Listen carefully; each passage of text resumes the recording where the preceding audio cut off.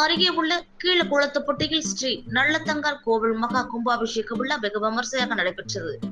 இதில் ஏராளமான பக்தர்கள் கலந்து கொண்டு சாமி தரிசனம். புதுக்கோட்டை மாவட்டம் திருமயம் அருகே உள்ள கீழக்குளத்துப்பட்டியில் ஸ்ரீ நல்லதங்காள் கோவில் மகா கும்பாபிஷேக விழா நடைபெற்றது. இதில் சுற்றுவட்டார பகுதிகளைச் சேர்ந்த ஏராளமான பொதுமக்கள் மற்றும் ஒன்றிய கவுன்சிலரும் திமுக தெற்கு ஒன்றிய செயலாளருமான ஆர் சிதம்பரம் கலந்து கொண்டு சாமி தரிசனம் செய்தார்.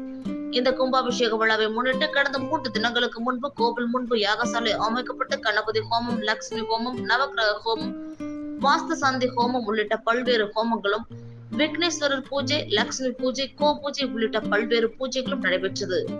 அதனைத் தொடர்ந்து 5 கால யாக பூஜை நடைபெற்று வந்த நிலையில் இன்று 6ஆம் கால யாக பூஜை நடைபெற்றது. பின்னர் பல்வேறு புனித தலத்திலிருந்து கொண்டு வரப்பட்ட புனித நீரை யாகசாலையில் வைத்து பூஜை செய்த சிவாச்சாரியார்கள் பின்னர் புனித நீரை தலையில் சுமந்து மேளதளங்கள் முழங்க ஊர்வலமாக கோவில் ராஜ கோபுரத்திற்கு எடுத்துச் சென்றனர்.